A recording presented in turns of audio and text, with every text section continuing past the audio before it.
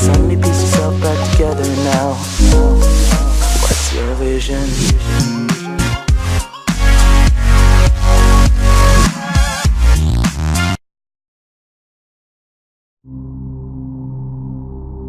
Earth, a unique planet, restless and dynamic. Continents shift and clash. Volcanoes erupt. Glaciers grow and recede. Titanic forces that are constantly at work, leaving behind a trail of geological mysteries.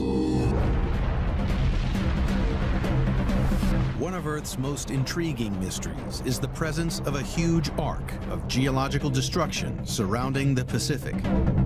It is known as the Ring of Fire. 3/4 of Earth's volcanoes are situated here, and 90% of all earthquakes also occur along this line.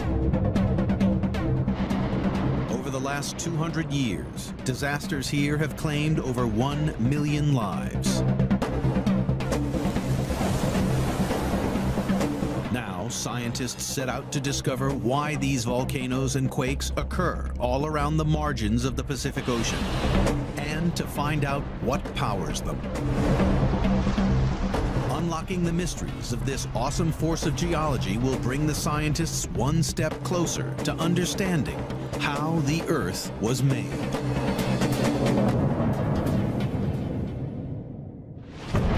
The Ring of Fire is one of the most extensive zones of destruction on planet Earth.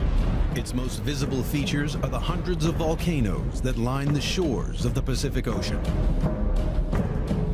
They form an arc which extends 25,000 miles from South America along America's northwest coast to Alaska, and then down through Russia, Japan, and Southeast Asia, all the way to New Zealand.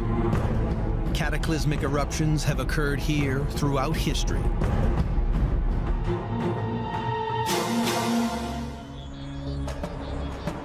August 1883, Indonesia. The Krakatoa volcano blew itself to pieces, creating the loudest sound in recorded history. June 1991, the Philippines. Mount Pinatubo blasted debris 22 miles into the atmosphere. Suffocating ash swamped over 2,500 square miles. And in May 1980, Mount St. Helens caused $1 billion of damage. The ever-present threat from these volcanoes makes it essential for scientists to understand the forces that power them. The investigation begins here, in Alaska. This land of rugged beauty marks the most northern extreme of the Ring of Fire. 75% of all the volcanoes in the United States are situated in Alaska, making it a perfect laboratory for volcanologists. The first step is to discover how the Ring of Fire's giant volcanoes form.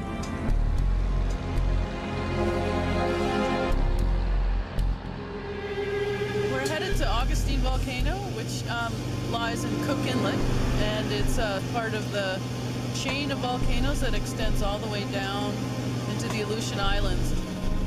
It's a 60-mile journey out across the frigid Alaskan water. In the distance, the volcano soon appears.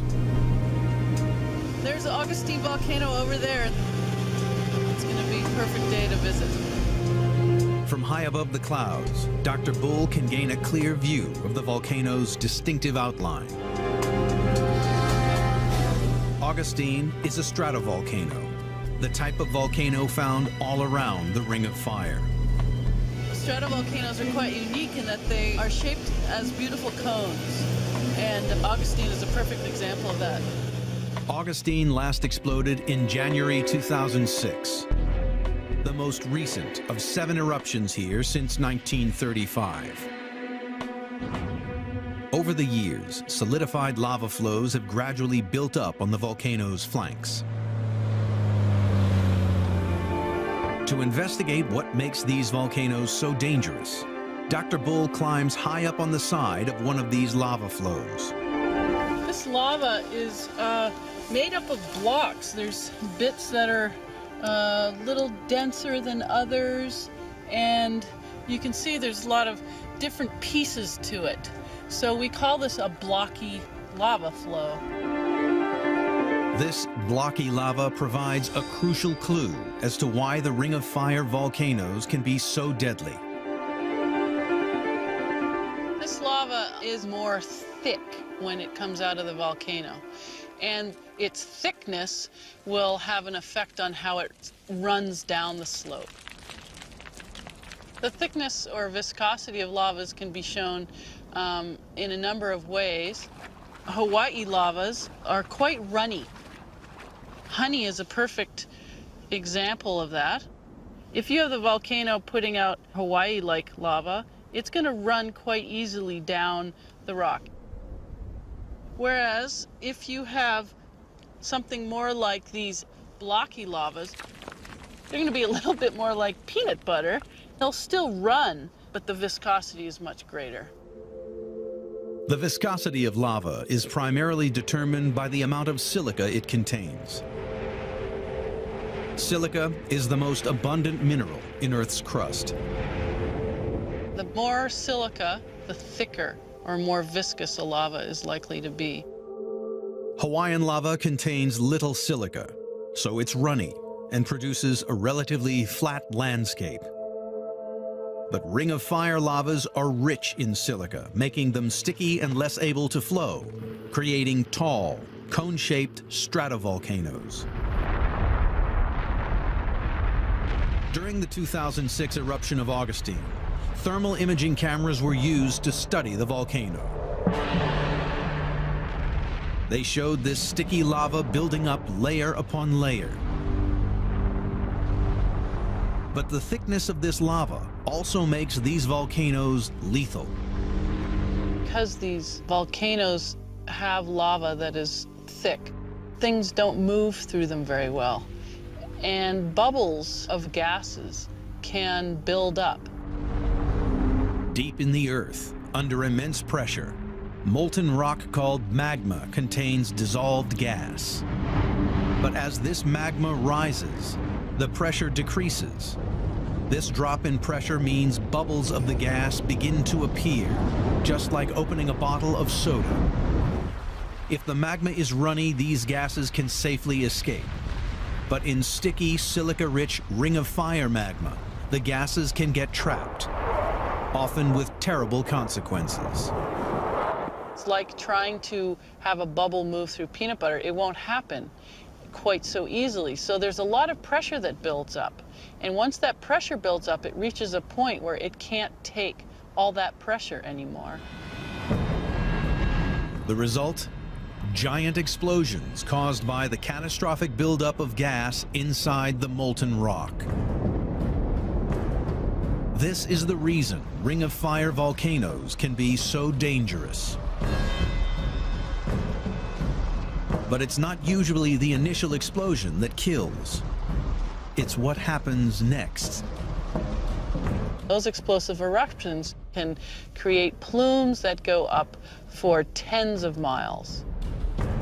When these plumes run out of energy, they can collapse back down the sides of the volcano in a superheated avalanche of ash and gas. With temperatures of 1,300 degrees Fahrenheit and speeds over 100 miles per hour, these flows destroy everything in their path. A terrifying consequence of the explosive eruptions caused by gases building up inside thick lava. In the next stage of her investigation, Dr. Bull searches for clues as to how this sticky lava forms. On Augustine's lower slopes, she hunts for lava samples from inside the volcano. This giant block of solidified sticky lava was once molten magma deep underground. It was blasted out here during an eruption, and it came with some intriguing evidence. So what I'm seeing in this rock is a lot of minerals and a little bit in some cases of hornblende. The presence of these hornblende crystals provides a crucial clue to how the magma formed. This is important in telling us something about magma conditions where the hornblende crystallized. Hornblende is a mineral that only forms in the presence of water. These hornblendes show water exists deep in the earth. Scientists suspect this water plays a crucial role in creating the magma that powers volcanoes. Deep underground, rocks are hot and semi-solid. It might seem that the presence of water would cool them down. But that's not what happens. This water, which is under huge pressure, alters the rock's structure and causes them to melt, forming plumes of magma. This molten rock soars up to the surface, building giant volcanoes.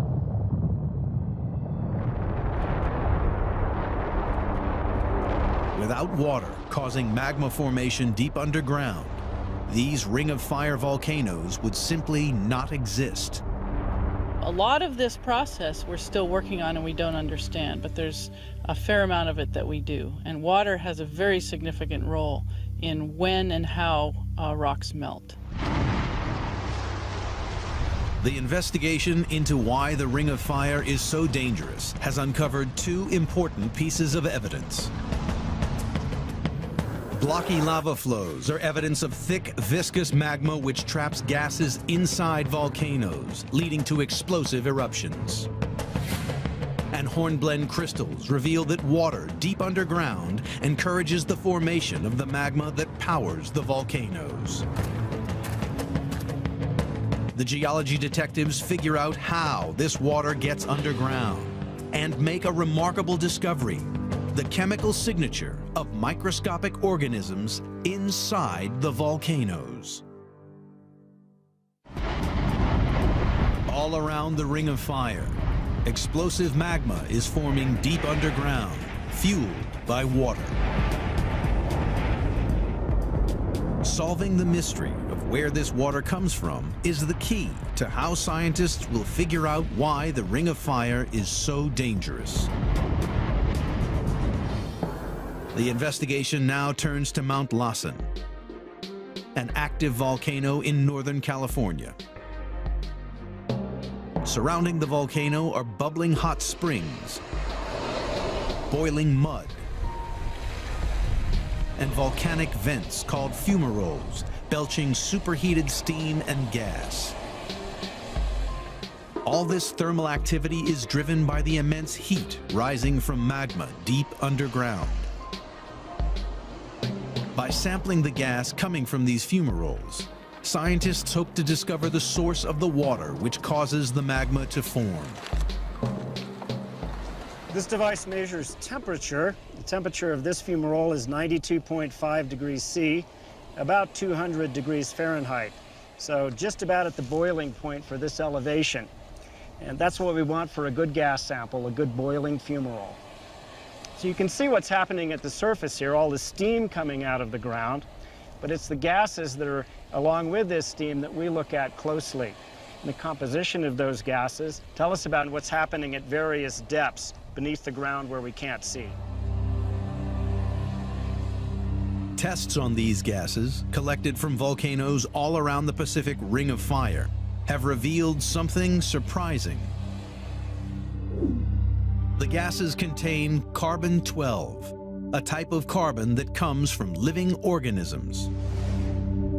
The specific levels of C12 found here are the unique signature of tiny sea organisms called phytoplankton. Billions of phytoplankton live in the ocean. As they grow, they absorb carbon-12 into their cells. When they die, they fall to the bottom, forming layers of sediment. In this way, their carbon-12 is transferred to the seafloor. Intriguingly, scientists have found this same carbon-12 pouring out of volcanoes all around the Ring of Fire.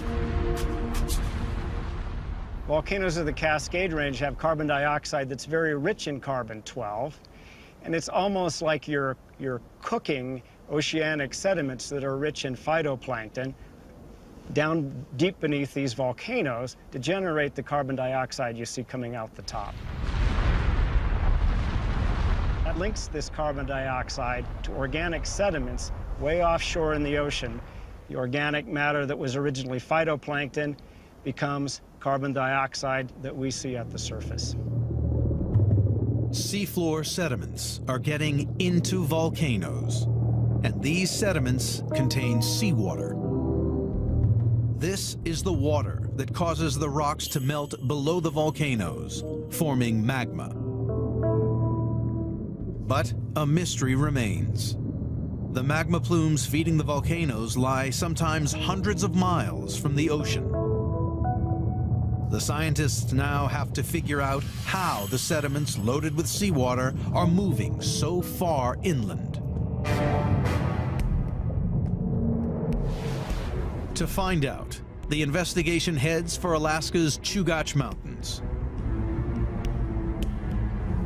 The research here begins with an analysis of the local rocks. Oh, this is a really neat boulder that's right here. And what you can see in it is that there's this whole mixture of rock types. You can see that there's this black stuff, which would originally have been mud. There's several different colors of kind of greenish rocks, which would be kind of different flavors of volcanics. So here it looks like there's limestone. And I'm going to put some acid here, and if it fizzes, it's limestone. Yeah, sure enough, that's what it is. And this would have formed in the ocean. And so this is made up of the bodies of little critters. It got incorporated into this rock, and now it's up here in the Chugach Mountains. The presence of jumbled oceanic rocks 20 miles from the sea is evidence that something remarkable is happening at the bottom of the ocean. The fact that you have this mixture of rock types here is evidence for the seafloor moving. Geologists know that only an enormous process called subduction could shift these mixed ocean sediments here. Subduction occurs when the seafloor moves and slides down under the land. As it descends, the top sediment layers are scraped off by the land like a snowplow scoops up snow. They're pushed up into a huge mound of mixed-up rocks. The Chugach Mountains were formed in this way. The seafloor, loaded with water, now continues down into the earth. This is how seawater gets deep underground, where it creates the magma plumes that build the Ring of Fire's explosive volcanoes. Where we're at right now, the Pacific is subducting beneath us to the northwest. At this northern part of the Ring of Fire, it's about 20 miles beneath our feet right here. But if we were to go off that way where the volcanoes are, it's about 60 miles beneath our feet there. And so as it goes to the northwest, it subducts and then brings water and sediment into the earth. That ends up causing melting in the mantle, and then that melt rises as magma to volcanoes. The investigation to discover how water is getting down below Ring of Fire volcanoes has turned up intriguing clues. Carbon-12 samples indicating that ocean sediments are getting deep below the Ring of Fire's volcanoes. And mixed rocks in the Chugach Mountains, 20 miles inland from the ocean, are evidence that the whole seafloor is on the move, sliding deep under the land. This process is the engine that powers the Ring of Fire's killer volcanoes. But deep underground, the Ring of Fire hides another, even more deadly secret. Earthquakes that can destroy entire cities. The Ring of Fire, a lethal line of volcanoes. 75% of all the volcanoes on the planet. These fiery peaks encircling the Pacific Ocean are built by tremendous forces deep in the earth. Eruptions here have taken many thousands of lives and destroyed billions of dollars of property. But an even bigger killer is present on the Ring of Fire.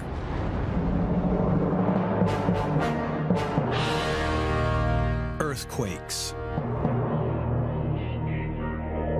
90% of the world's quakes occur in this narrow band around the Pacific, often with disastrous results. Sumatra, September 2009. A giant earthquake left more than 1,000 people dead. Mexico, September 1985. More than 9,000 people were killed by a massive magnitude 8 quake that shook Mexico City. And Alaska, March 1964. North America's greatest ever recorded earthquake near Anchorage. This quake was so powerful, ground movements were observed 4,000 miles away in Florida. Such awesome power drives scientists on to discover why these deadly quakes occur all around the Ring of Fire. The investigation moves to Prince William Sound, 36 miles from the epicenter of the 1964 Alaskan disaster. We're at the northern edge of the Ring of Fire, and we're going to be looking at evidence for how geologically active this area is today.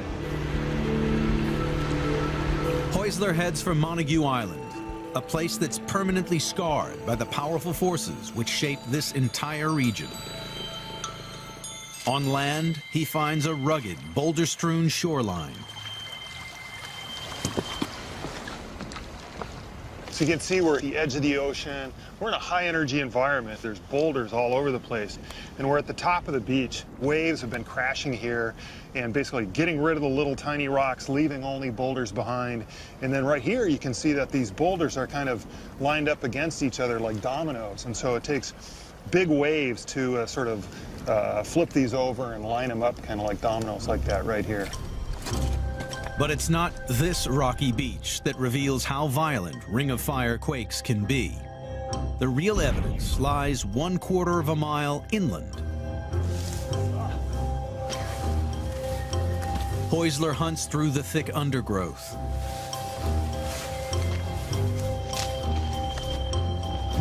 Hidden by the trees is a near-identical line of boulders. We've hiked in, thrashed through the alders, the Alaskan jungle up to here. We're probably 25 or 30 feet above sea level at this point. And what we have here is a beach.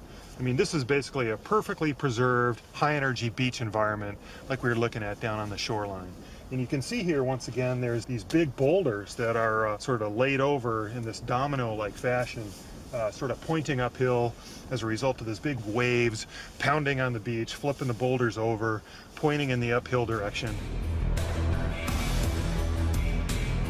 This inland raised shoreline runs for hundreds of yards, parallel with the ocean. It's a key piece of evidence, and it can only mean one thing. The land itself must have recently risen up out of the ocean, taking the entire shoreline with it. It means that there was an event that was essentially an instant in which this region was uplifted to this elevation and made this here. This has to have been a result of a big earthquake. Really cool. What we're looking at here is a result of the 1964 Great Alaska Earthquake. Pretty much right here where we're at is where there was the largest uplift that occurred. The massive earthquake here not only lifted the land out of the sea, it also caused a wave of destruction, devastating nearby Anchorage. It was a magnitude 9.2. It was the second largest earthquake ever recorded on Earth. It was just enormous. It lasted 4.5 minutes of ground shaking. What happened throughout this region offers evidence of the type of quake that makes the Ring of Fire so dangerous. So we know from this kind of earthquake that occurred here in 1964 that this was a thrust-type earthquake, or even there was a fancy term, megathrust earthquake, because it was so big that occurred right here. And this is a result of the slippage of one piece of rock over another, or one underneath the other. Megathrust quakes like this are the most powerful on Earth. and are one of the great dangers of the Ring of Fire. If they occur under the ocean, they can generate killer waves called tsunamis. The Great Alaskan Earthquake of 1964 caused a tsunami over 200 feet high. Waves traveled over 1,700 miles, claiming lives as far away as California. But this disaster was nothing compared to what happened in 2004. On December 26th, tragedy struck when an enormous underwater megathrust earthquake off the Asian coast generated monster waves. The coastlines of 14 countries were swamped, killing more than 200,000 people. The vast scale of this disaster was a brutal indication of the power of megathrust earthquakes. And it's given urgency to finding out why these quakes happen all around the Ring of Fire.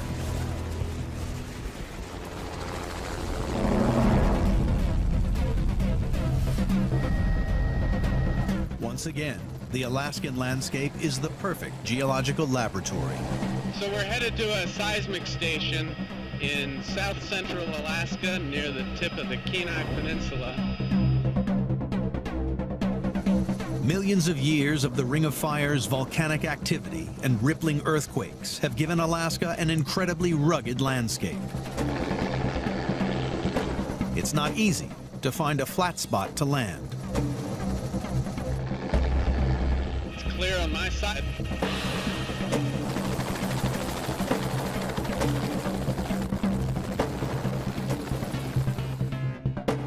High on the hillside lies West's seismic station, protected under the yellow cover from the elements and the local bears. So this is the vault where one of our seismic stations lives. This is one of the many seismic stations that dot the state of Alaska. Several thousand seismic stations like this exist, all the way from Alaska down to California. And this whole system together monitors any kind of seismic activity, any sort of earthquakes throughout this whole area.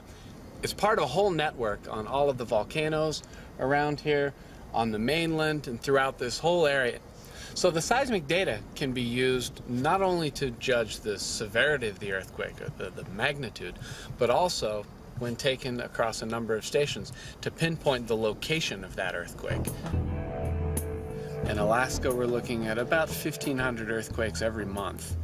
And you take all of those together and you start to see patterns. They map out a ribbon of earthquake activity that follows all along the coast. This ribbon of earthquake activity extends all around the Ring of Fire.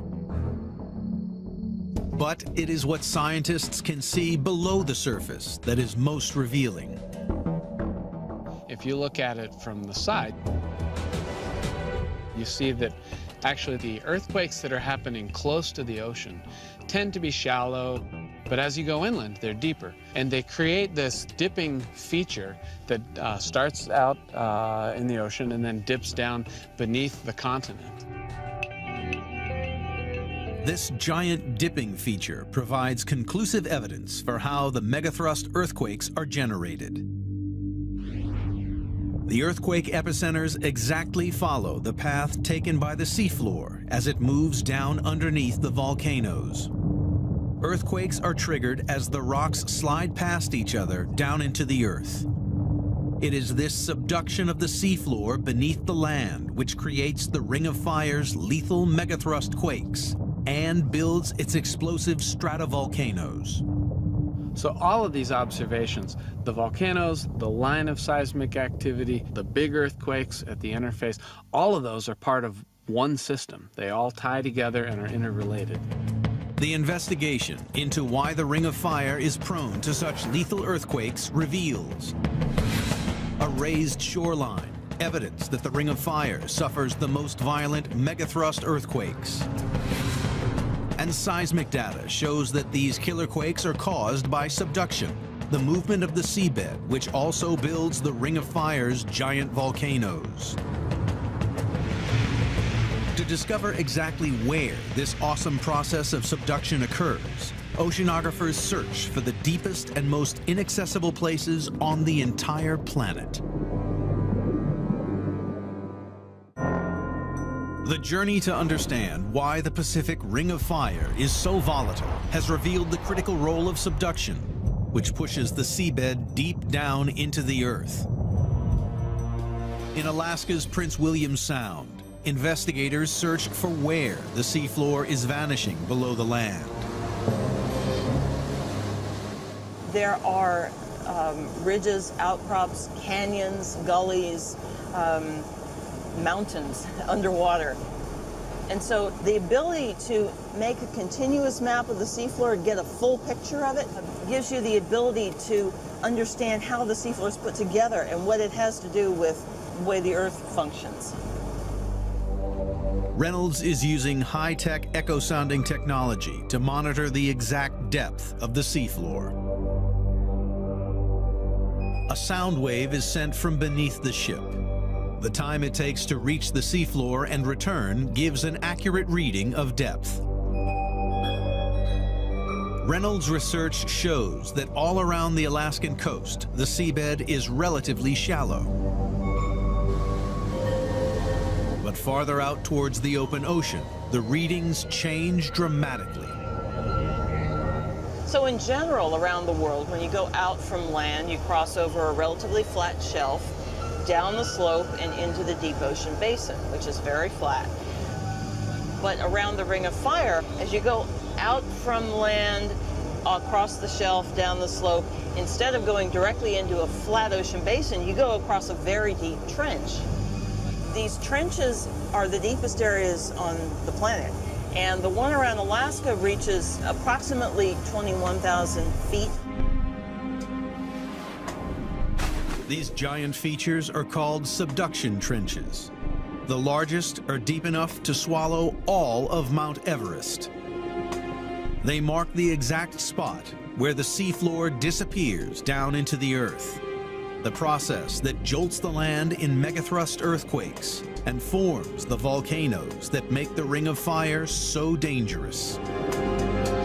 The Ring of Fire is named for these volcanoes that circle the Pacific Ocean.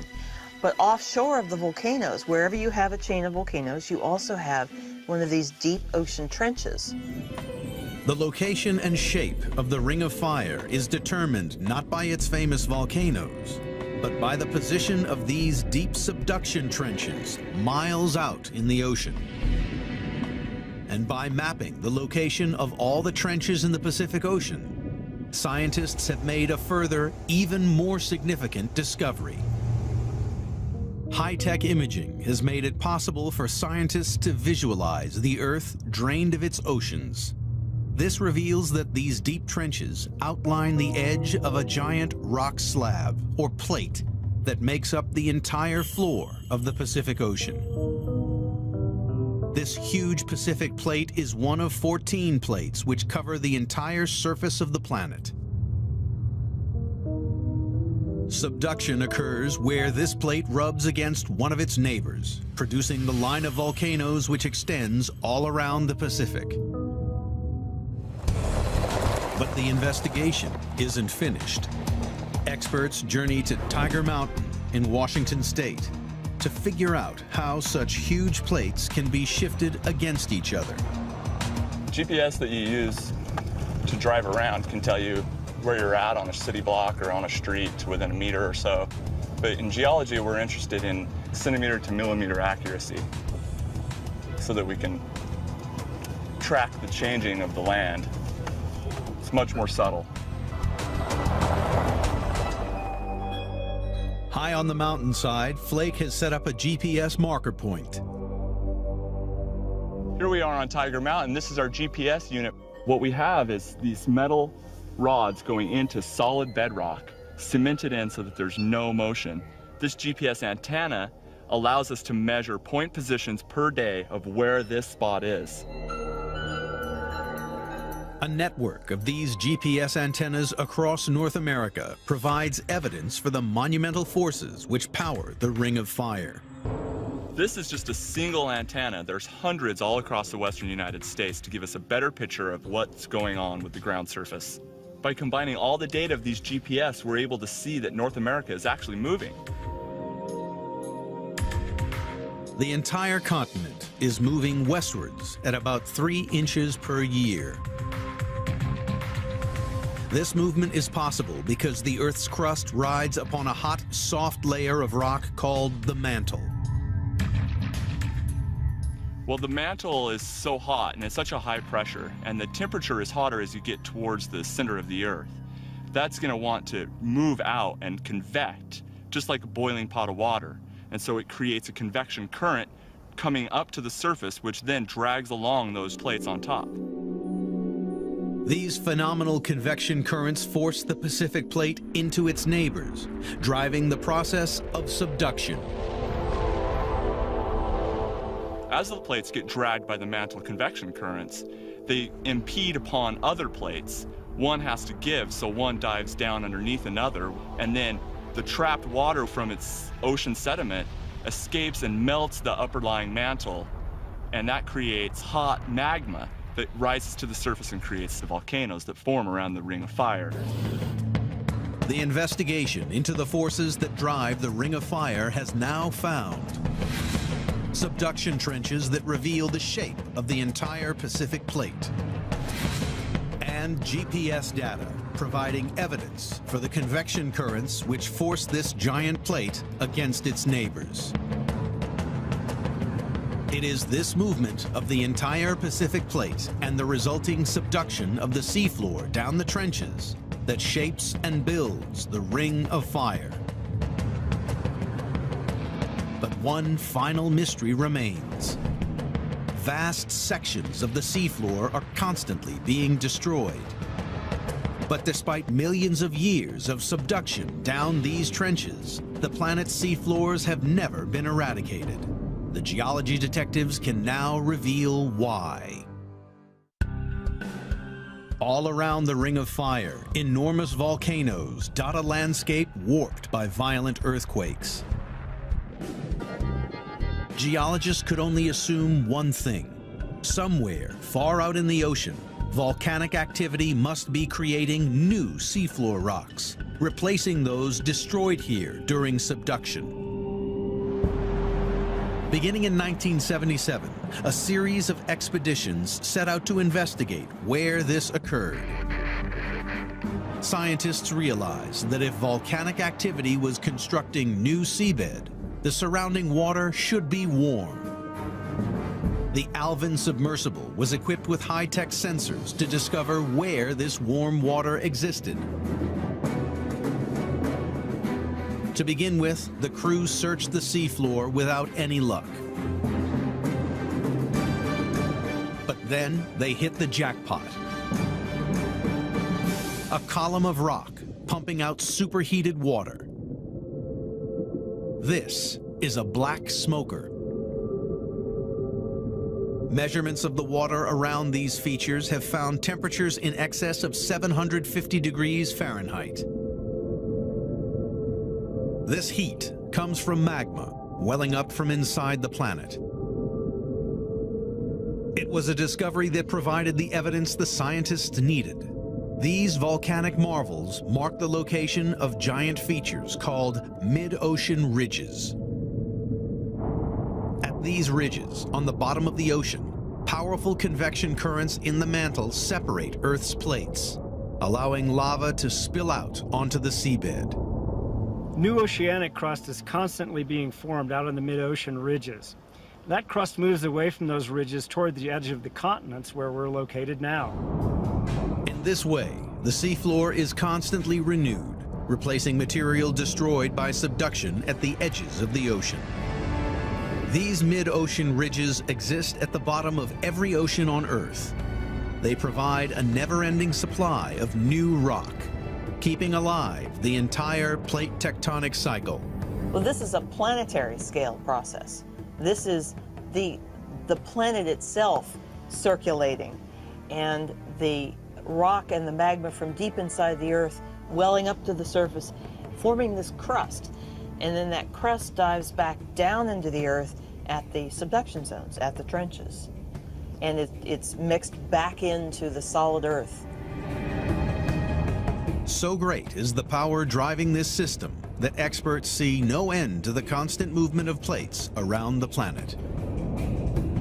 The forces involved with plate tectonics caused by the heating from the inner core of the Earth is so astronomical that there is nothing that will stop it. It seems like the Ring of Fire will go on for some period of time. It looks as if we've been having subduction here underneath southern Alaska on the order of 200 million years.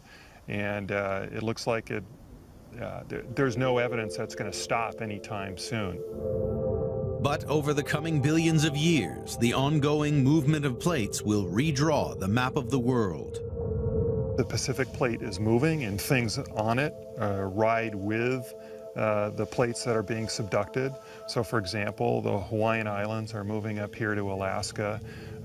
Parts of California are moving up here to Alaska. Baja California is moving north here to Alaska. So apparently Alaska is a popular place to be. It'll be the resting place of all these things. So the map of the Pacific will slowly change, driven by the immense force of subduction. This is the real story of the Ring of Fire. Subduction creates the magma plumes which build the region's explosive volcanoes. Subduction powers the violent megathrust earthquakes that shake the region, leveling whole cities in seconds and causing killer tsunamis. This process of subduction just releases an enormous amount of energy through both earthquakes, through building these mountains, through volcanoes. It's just really inconceivably huge. This is what makes the Ring of Fire the most geologically active and most deadly place on the entire planet. You see the whole picture of creation and destruction of a plate in the Pacific Ocean. And the Ring of Fire is the boundary of that cycle, and it's the place where all the destruction is happening.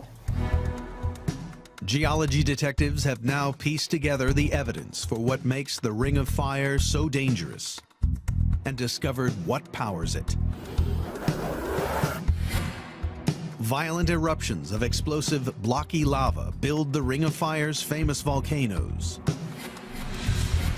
Mixed rocks from the seafloor found miles inland are evidence for the process of subduction that builds the volcanoes. Raised shorelines are evidence for giant megathrust earthquakes caused deep underground by subduction. And GPS plots provide evidence for the immense convection currents deep in the Earth which drive the entire system.